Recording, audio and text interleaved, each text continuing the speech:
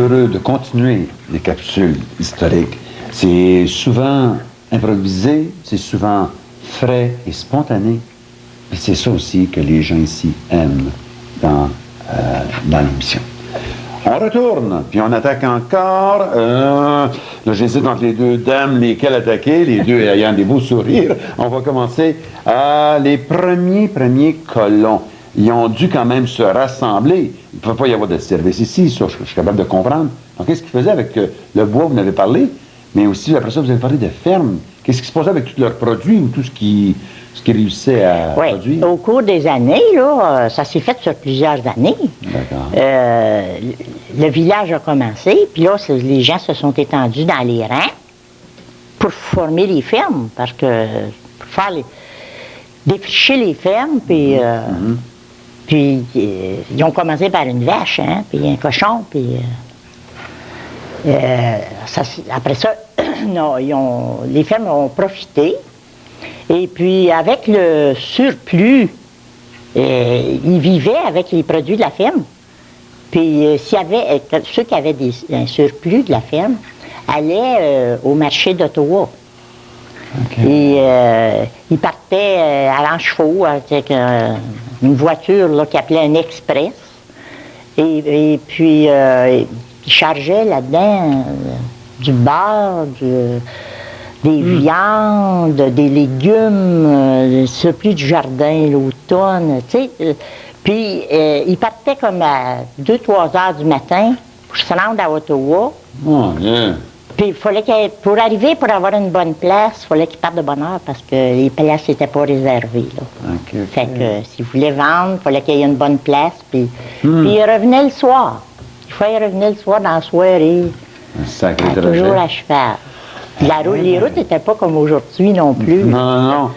Les routes étaient très difficiles. C'est pour ça souvent que pas le village au complet, là, mais il y avait quand même plusieurs... Ah non. Peut-être, il y avait peut-être... mon Dieu, il n'y en avait pas beaucoup non plus. Il y a peut-être 7-8 familles qui ont fait ça. Hein. D'accord. Je dirais, là, je sais que mes grands-parents faisaient ça. Puis pour ce qu'ils faisaient, parce qu'elle a parlé de la vache, j'accroche sur la vache, je m'en vais avec le fromage. Il semblerait que vous aussi, vous avez connu des gens? L'époque des fromageries, oui. Il y a eu une première fromagerie dans le village de Perkins, mais c'était au début. C'était en face de l'école actuelle. Là où demeure, à côté de la garderie, là. Oui, l'école des maillots, je pense. Oui. M. Loyer demeure là aujourd'hui. Les matelots, les moussaillons. Les moussaillons. Bon. Et puis, ensuite, il y a eu, dans la montée Beauchamp, il y avait mon grand-père, Rollin, là où la maison paternelle, là, mais dans la côte, quand vous montez à droite, dans la côte, il y avait une fromagerie, là. Qui l'a vendu plus tard, en 1914, je pense. Il a vendu ça à M. Maltais, qui est l'oncle de Mme Charon, qui était l'oncle de Mme Charon. Et puis, il a fait du fromage un bon bout de temps. Puis après ça, M. Rollet, dans la montée, pas montée, c'est le chemin Saint-Pierre. Au coin du chemin Saint-Pierre et montée Beauchamp, il a bâti une fromagerie, puis il a exploité ça jusqu'à, je ne me souviens pas quelle année, je pense que c'est en 1956-60, peut-être un peu plus tard. Pas si longtemps. Parce que M. Eugène Rollin, son fils, a fait le fromage, là. Okay. Je pense que vous allez peut-être avoir une émission, peut-être, sur les fromageries plus tard. Comment il faisait le fromage? Oui. M. Rollin, là, il est au courant. Il a 85 ans. Et puis, il explique tout comment il faisait le fromage. C'est intéressant à l'écouter parler, oui. C'est une histoire de famille, il me semblerait. C'est juste une idée qui me vient. Si on avait les bâtisses ou certains bâtiments qui restaient à l'extérieur, le long de la route, puis on plantait, ça serait la ville ou le ministère, puis on pouvait identifier. On passe à côté, première fromagerie, première église, quoi que ce soit aussi. Ça ferait aussi un petit sentier touristique. Oui, on pourrait faire ça. Ou la belle maison là, qui existe encore, qui a 100 ans. Puis j'espère qu'ils la détruiront jamais. Ah bon? S'il y a des fonds, j'ai dit, je vais essayer de l'acheter puis la bâtir ailleurs. Non. Oui. Là, elle appartient à... C'est M. Pierre Desmarais.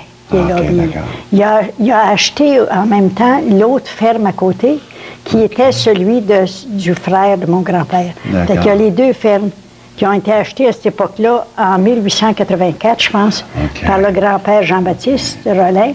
Puis il a distribué ça un peu plus tard à les deux aînés de ses fils qui ont demeuré côte à côte pendant longtemps. Ben. Est-ce que je peux continuer à ajouter quelque chose? Ah ben oui, mon Dieu, ben oui.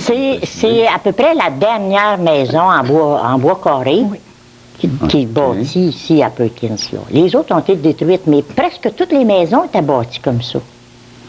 Ah, donc c'est un... En bois écarré, parce que la spécialité du bois, là, au Moulin-Six, c'était du bois écarré. Ils prenaient les arbres, puis ils faisaient juste les écarrer. OK.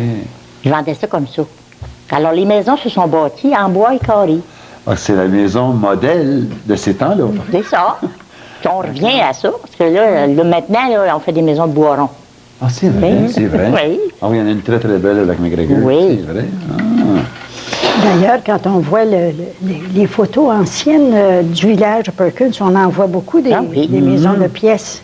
Mais on les voit On appelait pas ça des maisons de pièces. Oui, c'est ça. Même la maison là, qui ont défaite dans la côte de Jean Drainville, là, ça, c'était une maison. En dessous, c'était de la pièce. Pièce sur pièce, là, c'est... Ouais. On l'a-tu la maison sur notre carte? Ça, nous quittons bien pour les colons, on s'en va vers les écoles. Je vais utiliser la carte pour me permettre peut-être de dire, est-ce qu'on pourrait trouver quelque part cette maison-là, ou on ne la voit pas du tout ici? Là? Non, on ne la voit pas. On s'en irait par... C'était à côté de l'ancien presbytère actuel, là, où ils ont le comité de dépannage, là. Ah bon, d'accord. La fromagerie serait où, ça? Ah, ça, c'est le petit chemin le chemin de là. l'école. De l'école On va commencer par les premières. Ça, c'est comme les écoles de Rhin. Hein? Les écoles de Rhin. Oui. Vers 1886, là, à mesure que les gens s'établissaient dans les Rhin, c'était bien trop loin pour venir à l'école à Perkins. La première école a été à Perkins, mais ensuite, il y a eu les écoles de Rhin. Ça a été dans le village, là. Puis, il y en avait une au lac McGregor, à l'autre bout du lac McGregor, chez M. Lorrain, l'école Lorrain. Et puis ensuite, il y a eu l'école chez les Pères Oblat. Il avait ouvert une petite école qui appelait le Château. Ça en était une petite maison en pièces, ça. Ça avait appartenu à M. Lepage, que les Pères Oblat ont acheté de M. Lepage. Puis ils l'ont appelée la petite école indépendante ou de la colonisation. Ensuite, si on descend sur la route qui venait de Perkins, il y avait l'école protestante. Près du pont, là. Ils l'appellent le pont de la Blanche, ce pont. D'accord, OK. Alors, on continue. Saint-Antoine, il y avait l'école de Rhin, presque au bout du rang Saint-Antoine, pas tout à fait milieu, hein? Milieu du rang Saint-Antoine. Ensuite, si on revient par le village, là, on est dans le village, il y a eu 4 écoles au village. La première a été comme dans la côte, là. La deuxième a été dans l'ancienne église, la première chapelle qui était bâtie, a servi d'école après qu'ils ont eu bâti l'église actuelle. Et puis, la troisième, elle s'appelait l'école du Sacré-Cœur, mais elle était dans la petite pointe en rentrant dans le village, là. Mais quand ils ont eu fini d'enseigner là, quand ils ont bâti l'autre école plus loin, plus grande, c'est chez René Paiement qui avait acheté ça. Puis là, après ça, ils ont bâti l'autre école, la 4e école, qui s'appelle l'école du Sacré-Cœur. Maintenant, c'est l'équipage qui ont égrandi à plusieurs reprises parce que là, la municipalité, la place a toujours continué de grandir. Aujourd'hui, ils ont comme 600 enfants à l'école. Oui, au début, il a enseigné, moi aussi, dans les années 70, il y en avait 140 enfants. Vois-tu? 600. Oui, ça a grossi beaucoup. Et puis, si on revient en avant, comment on dirait, en avant de l'église Saint-Joseph, là, on prend la montée Beauchamp. Cette montée-là nous conduit à Buckingham, si on veut passer. Et puis là, il y avait une petite école, comme sur ce côté-là du chemin, elle a été détruite ou déménagée. Elle a été déménagée plutôt, hein? Sur le coin, là. Maintenant, elle est occupée par Mme Carrière. Elle a été rénovée, là. Oh oui. Mais l'école de la Montée-Beauchamp, ça a été bien proche, une des premières écoles après celle du village, parce que mes parents, qui avaient presque 100 ans, sont à l'école là, dans cette petite école-là. Encore d'une douzaine? Si on revient par le Saint-Pierre, on passe au village, on s'en va dans le rang Saint-Charles. Sur le chemin Fogarty, il y avait une école bilingue, là. Il enseignait l'anglais et le français parce qu'il y avait beaucoup d'anglais dans ce coin-là. Et puis le rang Saint-Charles, là, c'est sur la montée Paiement. C'est le lac? Le lac Les Tourneaux, au lac Les Tourneaux. Elle s'appelait l'école Saint-Jean-Baptiste, du lac Les Tourneaux. J'ai enseigné là. OK. Ah! Ouais. Puis Roland a enseigné d'ailleurs au lac McGregor. Où ça? Au lac McGregor, chez Péroubla. Mon Dieu! Ouais. Toute cette carte-là, en parlant aussi avec l'aide de ces deux dames-là, on est en train de préparer une émission spéciale qui va s'en venir bientôt, que ça va être sur les écoles. Puis on va pouvoir détailler de plus en plus aussi avec les apports, parce que c'est des gens qui ont tellement aidé aussi pour l'essor. On dit, ben, les enseignantes, ils faisaient juste enseigner, c'est pas vrai. Il y avait aussi beaucoup de dynamisme au village. En passant aussi un petit détail, j'ai fait le bout au complet de Fogarty. Les deux se disent, à l'ouest, c'est Fogarty, puis quand tu regardes sur l'autre place, c'est Fogarty. C'est drôle, hein, les deux. Ah ben, ils ont changé. C'est super, hein? Il y avait deux enseignants dans ce coin-là. Nous allons poursuivre un peu plus loin les détails du plan de village. Ayant une carte, on va bien l'utiliser. Puis, toujours les deux dames, Roland Brassard, Charon, vont nous préciser encore plus cette histoire de notre petit coin. On y va avec le village. Je précise que ce que vous remarquez qui est rouge, malheureusement, ça n'existe plus. Ce qui est bleu, c'est en ce moment, on le voit très très bien, on peut le visiter, ces coins. Ce qui est blanc, ben, c'est des bâtisses privées. On vous écoute, Roland de Brassard. Je vais d'abord commencer. Vous voyez ici la rivière Blanche et le moulin à scie qui a attiré les gens ici. Et le moulin à scie, ensuite la meunerie. Il y avait une meunerie aussi. Et la boutique de forge. Le bureau de poste. Je pense que c'est le premier bureau de poste qui existe encore aujourd'hui. Et une ancienne maison qui est encore existante. Et supposément que c'est les hommes de M. Perkins qui logeaient là quand ils travaillaient au moulin. Le bureau de poste qui existe, c'est la bâtisse. Le service n'existe plus. Non. Ensuite, vous avez le numéro 6, qui est une autre boutique de forge inexistante, qui n'existe plus. D'accord. Et la petite église luthérienne. Qui, les gens, les Anglais, je pense, allaient assister à cette église-là, à la messe-là. 7, 8, c'est un restaurant et une salle de billard, qui est aujourd'hui une maison privée. D'accord. L'école, la première école, qui a brûlé, c'est brûlé, hein, mais il y a une nouvelle maison aujourd'hui, là. Ensuite, c'était l'hôtel dans la côte du village, qui est aussi brûlé, et la boutique de forge.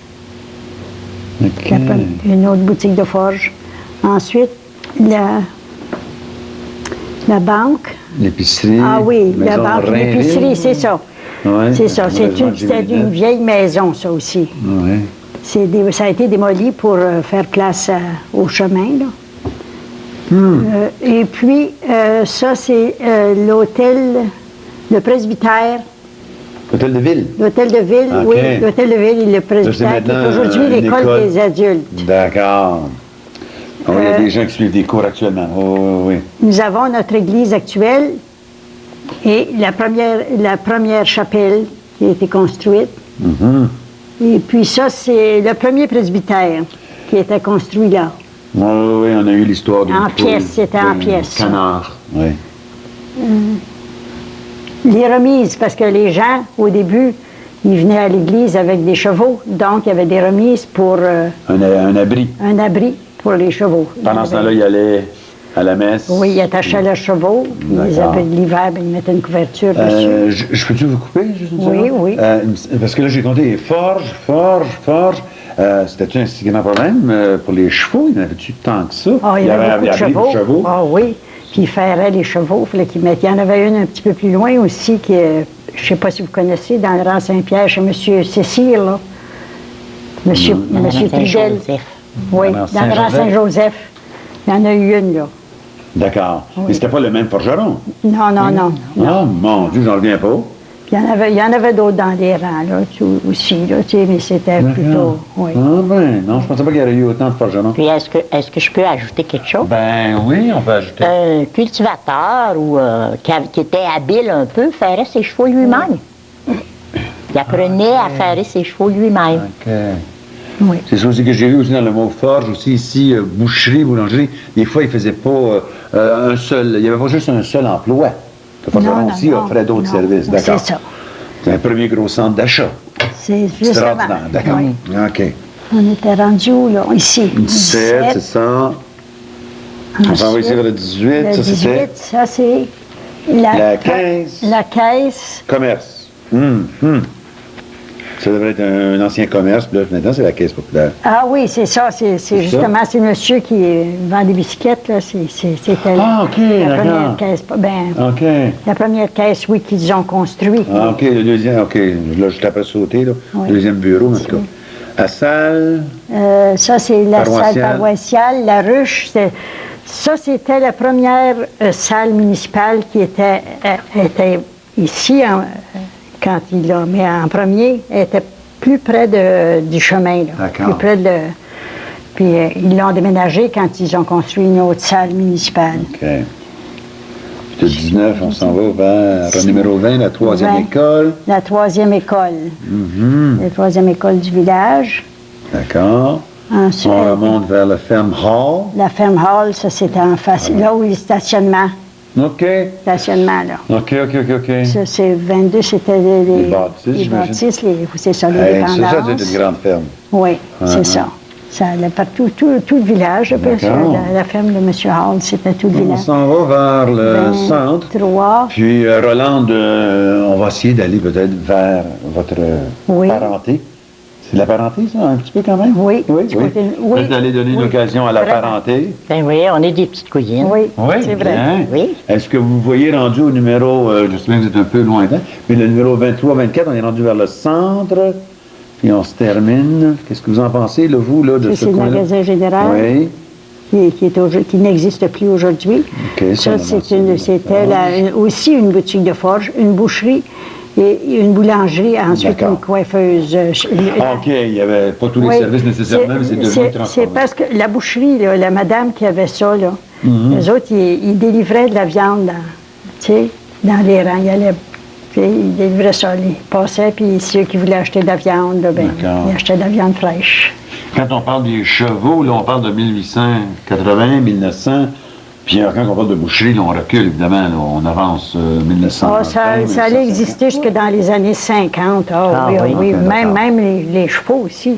Parce que les autos, là, c'était seulement que l'été, qu'il y avait D'accord. quelques-uns. Pas tout le monde qui avait des autos. Moi, j'ai une question pour tantôt, pour parler des autos, parce que j'ai vu tantôt sur l'autre cap, là, je vois encore ici des ponts. Puis je vais poser une question tantôt sur les ponts. C'est machin, là aussi, pour les chevaux, c'est bien beau. Après ça, il y a eu des autos un jour. Oui. En tout cas, on va s'en parler un peu plus tard. OK. Est-ce que Mme Charon, vous voyez quelque chose rendu là, dans ce centre-là, qui vous touche plus pour le 25? On est rendu à l'écurie, garage. Oh mon Dieu, ça devenait beaucoup de Fromagerie, choses. garage, une garderie. Il y avait, en premier, c'était une écurie. Ça, c'était la fromagerie. Après ça, ça a OK. été le garage de M. Charbonneau. Présentement, c'est une garderie. Ça, les autres, c'est toutes des maisons qui appartiennent à des gens qui demeurent alentour. On est Ça résume rendu- pas mal le village. Oui, 27, c'est l'école. Là.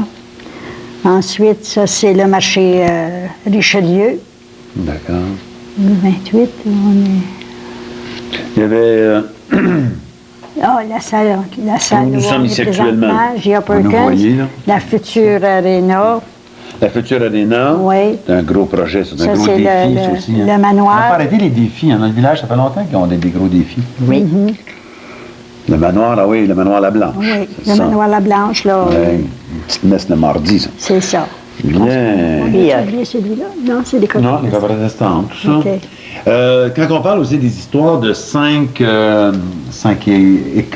cloches, où on parle de certaines personnes, c'était-tu des marguilliers, ça qu'on parlait de ça aussi? Y avait-tu des gens? Parce que j'avais aussi sur ma liste tantôt un monsieur Urgel ou Bélanger, Rouillard. C'est- Est-ce que ça, on parle de... Denis Ça, va c'est vous les renseigner curés. là-dessus. là. C'est les Oh, c'est des curés, ça. Mon Dieu, curés. bon, ben... Ça, ok, c'est les curés. Je vais vous résumer un petit peu ce que c'est qu'on a D'accord. préparé. D'accord? Là, vous avez vu qu'on a eu notre chapelle.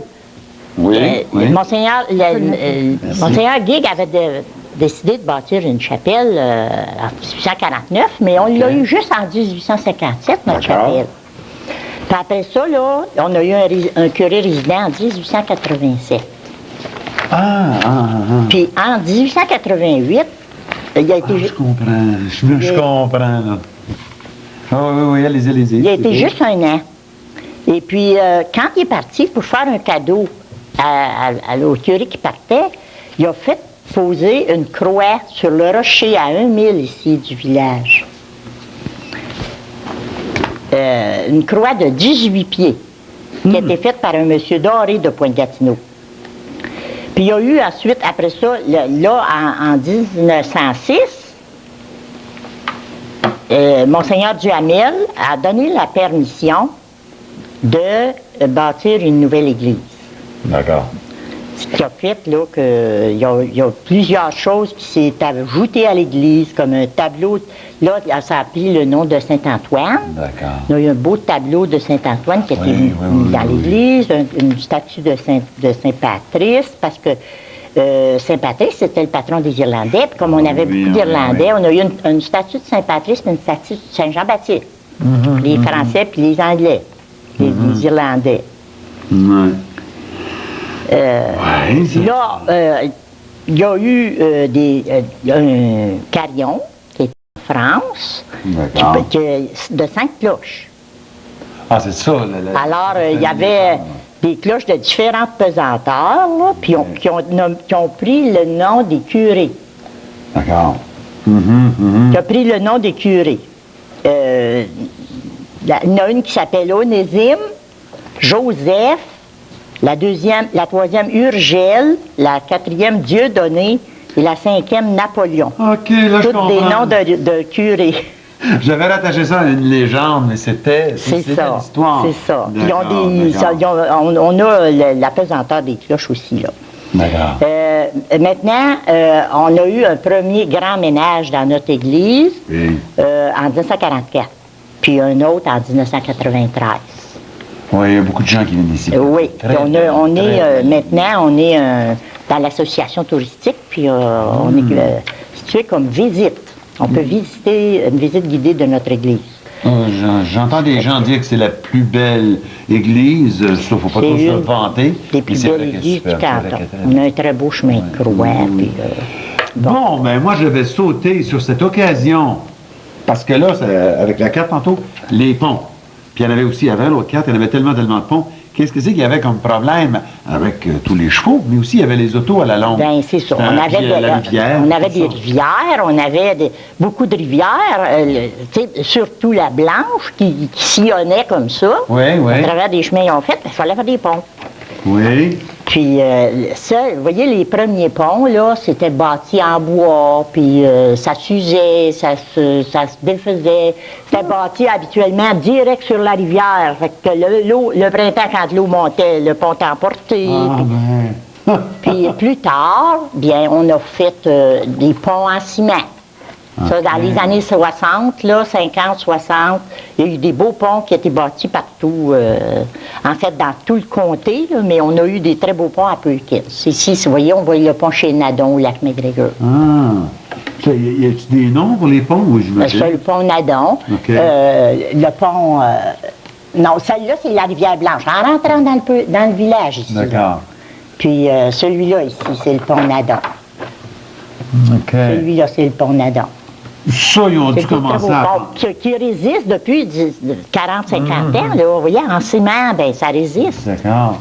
Mais ils ont dû saisir le côté tourisme, ils ont dû saisir le côté... Ah ben oui, ça commençait le tourisme en 50, là. Ah, Là, ben oui, puis, les lacs, autour des lacs, les lots se vendaient, puis les gens de la ville venaient se bâtir, puis c'est ce qui a apporté l'économie aussi dans la place. Ce qui fait aujourd'hui qu'on... Puis là aussi, évidemment, graduellement, l'électricité, le téléphone, évidemment, on s'en va vers Oui, la moderne, là. on a eu l'électricité en 1931. Ah, mon Dieu! Avant ça... De Gatineau Power, la compagnie Gatineau Power. Gatineau. Puis on l'a eu dans les rangs juste en 1954. C'est ça. Il y avait de l'électricité juste au village. Le téléphone, ça va près les mêmes années? 1900. Oui, 26. à peu près ça. 1900? 26. 26, il y avait un le téléphone? Oui. Oui, le téléphone arrivait avant Oui, l'électricité. oui. OK. Il avait acheté ça de M. Wallingford, le curé Morin, avec Ah. 25 paroissiens. Il a acheté ça de M. Wallingford. OK. Puis il y avait juste un téléphone au début. C'est ça. Très intéressant. On court un peu en vrac ou en défrichant ou en déchiffrant aussi un peu toutes les recherches. Je veux vous remercier encore, Mme Brassard. Mme Charon, c'était une enquête de haute catégorie. Moi, je trouve ça bien intéressant. Puis votre mémoire aussi, puis la vôtre, c'est épatant. C'est épatant. J'espère que vous allez vous donner le temps de bien l'examiner. C'est sûr qu'on va avoir oublié peut-être des familles. On va avoir oublié aussi des détails très importants pour le passé. On s'en excuse. Mais nous visions une capsule historique pour Val-des-Monts et aujourd'hui, un peu plus pour Perkins. Eh bien, c'était quelque chose avec toutes les cartes. puis avec- Jean-Denis va lire son poème, je suppose. Bon, ça va continuer, ça aussi. Oui, tantôt aussi, il va y avoir une courte présentation venant de M. Jean-Denis Charbonneau, qui a composé un poème intéressant. Oui, tantôt, Mme Charon, vous observez bien, vous. Il ne manque pas grand-chose. Oui, il va y avoir aussi cette présentation-là tantôt. Partie des capsules historiques, puis je ne pensais pas à présenter de la publicité. Un commanditaire, mais c'est un commanditaire de Val-des-Monts. C'est un peu comme si je prenais le temps d'arrêter puis parler de Denise Charon, parler de Rand Brassard, parler aussi des autres hommes, des autres femmes aussi qui nous ont aidés énormément jusqu'à date. Combien on apprécie leur sens de générosité, les heures et les heures qu'ils ont données. L'énervement aussi de se présenter devant la caméra. Donc, j'en profite pour Denise Charon, pour Roland Brassard et tous les gens qui touchent de près le projet de Jean-Denis Charbonneau, que c'est réellement plaisant de rencontrer les gens de Baltimore, les gens de Saint-Pierre et les gens de Perkins. La publicité est ici. Ça, c'est des bobines, des cassettes qui se trouvent à la bibliothèque. Excusez-moi, c'est parce que j'ai presque perdu l'équilibre. J'ai presque perdu en plein visage. Celui-ci ici, c'est produit par TVM, la télévision Val-des-Monts, des gens qui travaillent énormément et qui courent partout et qui sont à votre service. Je ne veux pas parler trop de Joanne ni de Marie, mais ils sont là aussi. C'est imposant, c'est impressionnant ce qu'ils font pour le Val-des-Monts complet. On a aussi le Père Pigeon, que vous allez bientôt revoir sur le petit écran en septembre. Différents livres qu'il a travaillé des heures et des heures. Ça a l'air que c'est une passion pour lui, mais il pourra vous préciser, qui s'appelle La Blanche. Celle-ci aussi, mais avec beaucoup de cartes explicatives. Il va vous expliquer aussi, il y a tellement une belle histoire aussi sur chaque petite île du lac McGregor, en parlant de moutons, en tout cas, il a fait une très belle recherche sur ça. Puis celui-là aussi. Évidemment, les trois sont disponibles à la bibliothèque.